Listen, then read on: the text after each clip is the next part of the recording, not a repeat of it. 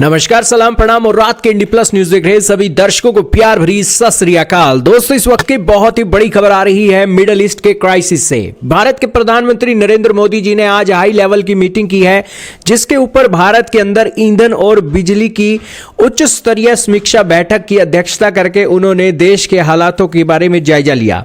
दोस्तों, इस middle east के क्राइसिस में उत्पन्न हो रही स्थिति के मद्देनजर पेट्रोलियम, कच्चे तेल, प्राकृतिक गैस, बिजली और उर्वरक क्षेत्रों से संबंधित स्थिति की समीक्षा करने के लिए एक उच्च स्तरीय बैठक की अध्यक्षता पीएम मोदी ने की। बैठक में आवश्यक संसाधनों की आपूर्ति सुनिश्चित करने और रसद व्यवस्था बनाए रखने तथा देश भर में वितरण को सुव्यवस्थित करने पर ध्यान केंद्रित किया गया।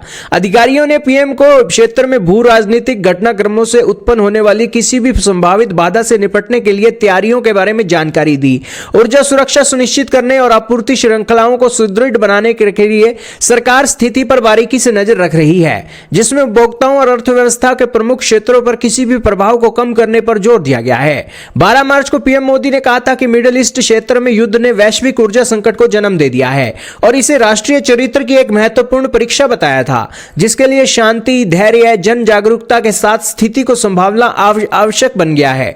पीएम ने यह भी कहा कि सरकार अंतरराष्ट्रीय आपूर्ति श्रृंखलाओं में आई बाधाओं को दूर करने के लिए निरंतर प्रयास कर रही है। उन्होंने कहा कि आपूर्ति श्रृंखला में आई बाधाओं को दूर करने के तरीकों का पता लगाने के लिए भी निरंतर प्रयास जारी हैं। यह संघर्ष जो अब अपने तीसरे सप्ताह में है, 28 फरवरी को अमेरिका और इजराइल द्वारा ईरान पर किए गए हमलों के साथ शुरू हुआ और तब से इसमें तेजी आई है, जिसमें ईरान ने इजराइल और कई गाड़ी पड़ोसी देशों के खिलाफ जवाबी कार्रवाई की है।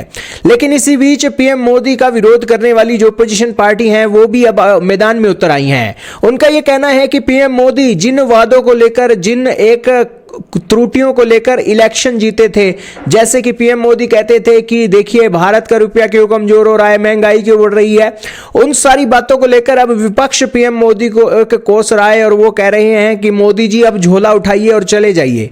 महंगाई पर संजय राउत का ये जो पीएम मोदी को सुझाव आया है, इसके बारे में आपके क्या विचार हैं? और पीएम मोदी का स्टेटमेंट जो आया है, जिसके अंदर उन्होंने राष्ट्रीय चरित्र की महत्वपूर्ण परीक्षा बताते हुए कहा है कि शांति, धैर्य और जन जागरूकता के साथ हमें सिचुएशन को संभालना है। दोनों में से कौन से ऑप्शन आपको अच्छे लगे, कमेंट सेक्शन में हमें जरूर बताइएगा।